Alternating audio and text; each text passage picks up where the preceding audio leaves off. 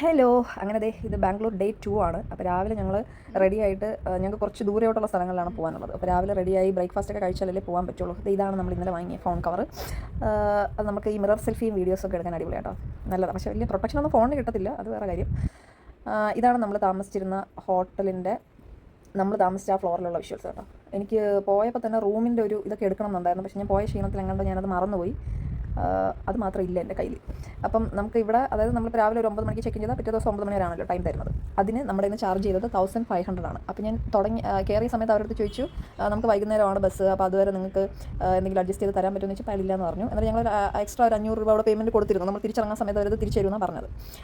പക്ഷേ രാവിലെ ആയപ്പോൾ നമ്മൾ പോയി ഇങ്ങനെ ചേട്ടാ വൈകുന്നേരമാണ് ബസ് എന്നൊക്കെ പറഞ്ഞ് ഇങ്ങനെ കാര്യം പറഞ്ഞപ്പോഴത്തേനും അയാൾ കുറച്ചും കൂടെ നമുക്ക് കൺസെഷനൊക്കെ ചെയ്തു തന്നു. അങ്ങനെ വളരെ നല്ലൊരു മനുഷ്യനായിരുന്നു. അപ്പോൾ അതുകൊണ്ട് നമ്മുടെ കാര്യങ്ങളൊക്കെ ഈസി ആയിട്ട് നടന്നു.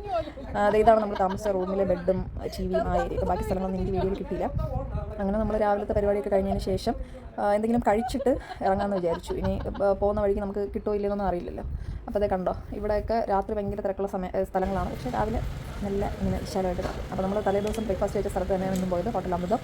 അവിടെ പോയിട്ട് പൊടിയൊന്നും ഇടാത്ത ഒരു ഈട് അംശം പോലും ഇല്ലാത്ത നമ്മൾ നോർമൽ ഇഡ്ഡലിയും ചമ്മന്തിയും കഴിച്ചു. സത്യം പറഞ്ഞാൽ ഇന്നലത്തേനേക്കാളും ഇതായിരുന്നു കഴിക്കാൻ പറ്റുന്നത്. മറ്റേ നെയ്യുടെ ടേസ്റ്റ് ഒരുപാടുണ്ടായിരുന്നു, കഴിക്കാനൊന്നും പറ്റില്ല, നേരാൻ വണ്ണം.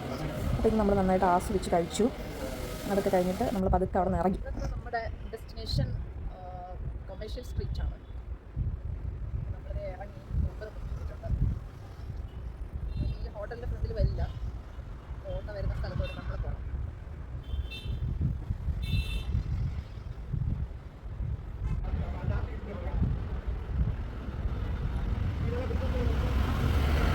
രാത്രി ഭയങ്കര തിരക്കുണ്ടായിരുന്ന സ്ഥലങ്ങളാണ് ഇതൊക്കെ. ഇന്ന് രാവിലെ ആയപ്പോൾ കണ്ടോ ആരില്ല. ഇനി ഒരു ഉച്ച കഴിയുമ്പോഴത്തേനും ഇന്നത്തെ